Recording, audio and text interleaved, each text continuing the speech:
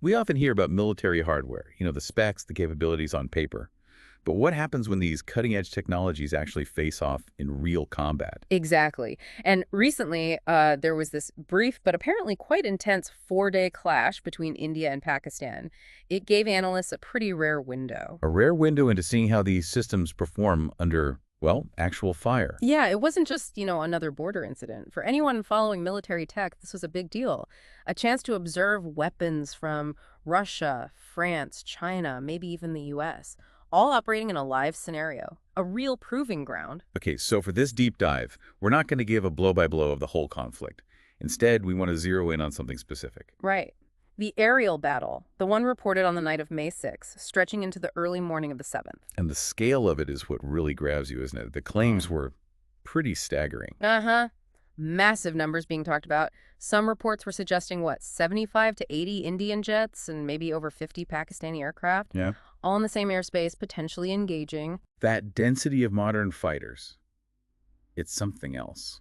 We haven't really seen anything quite like that claimed scale in, decades. And it wasn't just numbers, it was the mix of aircraft involved. That's key here. Absolutely. India reportedly had its Russian MiG-29s, the Su-30s, alongside the French Mirage 2000s, and crucially, the Rafales. And on the other side, Pakistan apparently fielded their Chinese JF-17s, the newer J-10Cs, and there was talk of American F-16s possibly being involved too.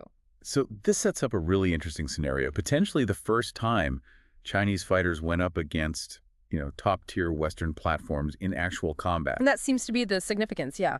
While some of India's planes have combat experience, this was seen as a major test for the Rafale against a, let's say, near-peer type of opponent. And critically for our discussion today, the missiles involved. Right. This was reportedly the first combat test of China's PL-15 air-to-air missile against something like the European MBDA Meteor. Which brings us to the core question.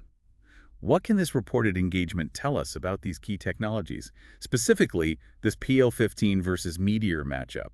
Because some really strong claims have emerged since. Oh, definitely.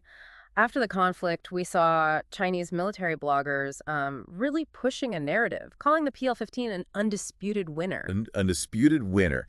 That's a bold claim. Very bold. And they extended it, suggesting it wasn't just a loss for India, but also a sort of blow to European countries using the Meteor, even mentioning those using F-35s. Okay, hold on. We need to stress these are claims, right? Still early days for solid proof. Absolutely critical point. These are claims circulating online primarily. Concrete, independent verification that's still lacking. Got it. So let's break down these two missiles. Both are beyond visual range, BVR, designed to hit targets far away. Let's start with the PL-15. What do we know? Okay, the PL-15, it's China's sort of premier long-range air-to-air missile developed by CAMA, part of AVIC. It's active radar guided.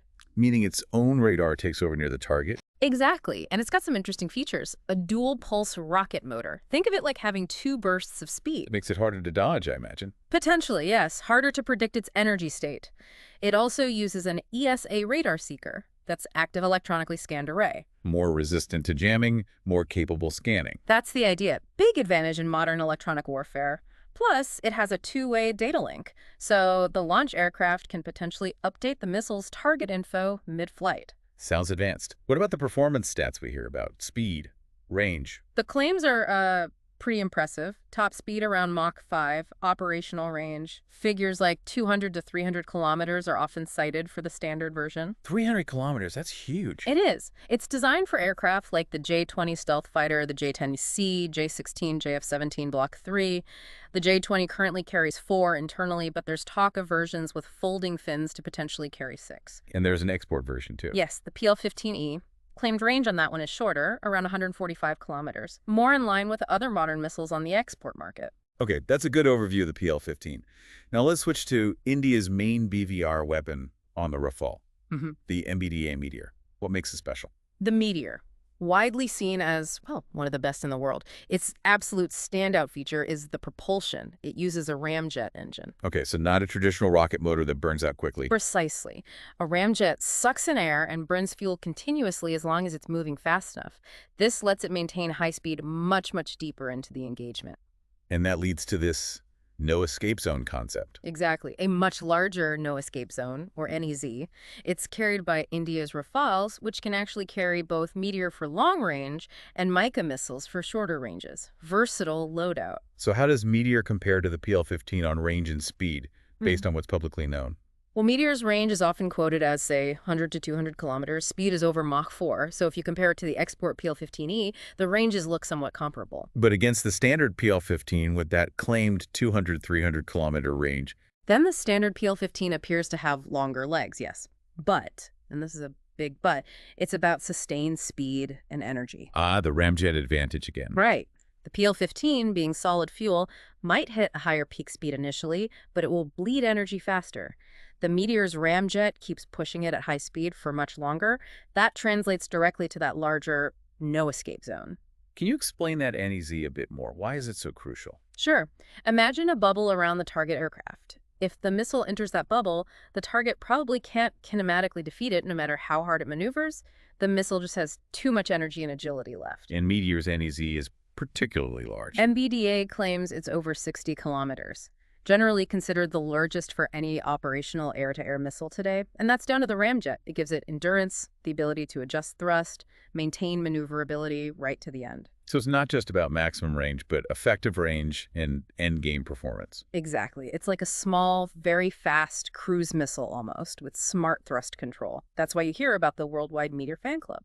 Meaning lots of countries have bought into it. Yeah, look at the platforms it's on. Rafale, Gripen, Eurofighter Typhoon, and it's being integrated onto the F-35 by some users and South Korea's KF-21. That's a serious vote of confidence. And MBDA highlights its versatility too, right? Not just planes. Correct. They talk about engaging fighters, cruise missiles, UAVs, even in heavy electronic countermeasures, all weather. It's designed to be a very capable, very reliable weapon. Okay, so given all that, these claims of Meteor failing against the PL-15, they seem questionable without strong proof. Extremely questionable without proof. Let's be clear. There is no official confirmation of any Meteor failure here.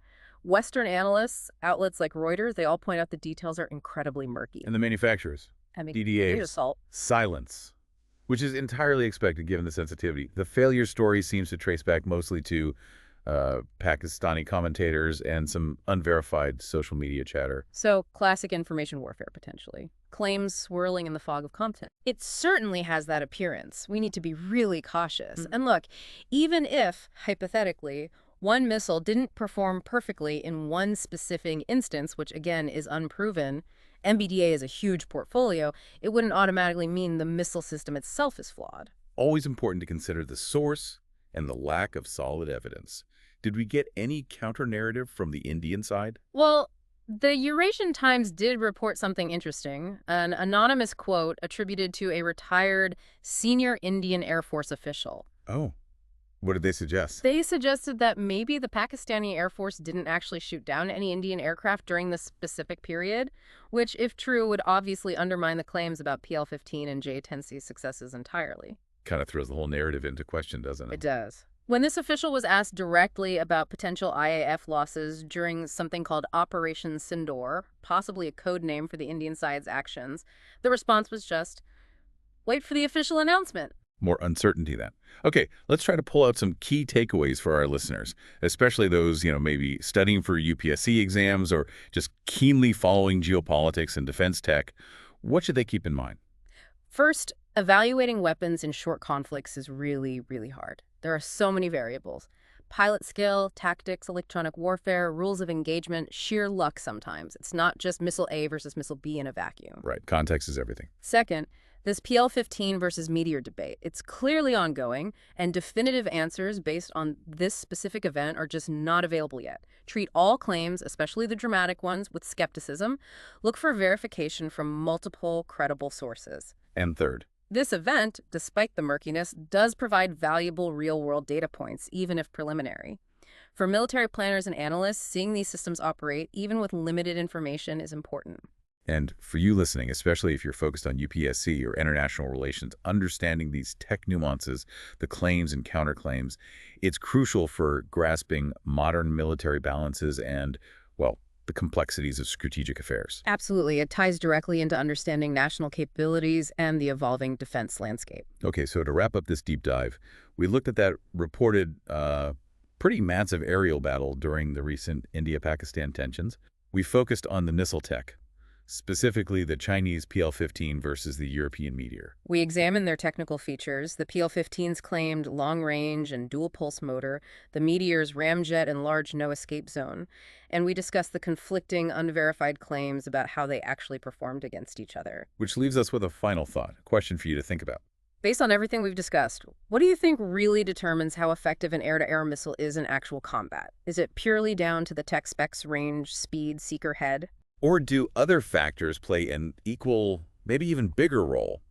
Things like pilot training, the effectiveness of electronic warfare suites on both sides, the overall battle management and strategy being employed. We'd genuinely love to hear your thoughts on that. It's a complex equation. Please do like, subscribe, and definitely drop a comment below with your questions or your take on this.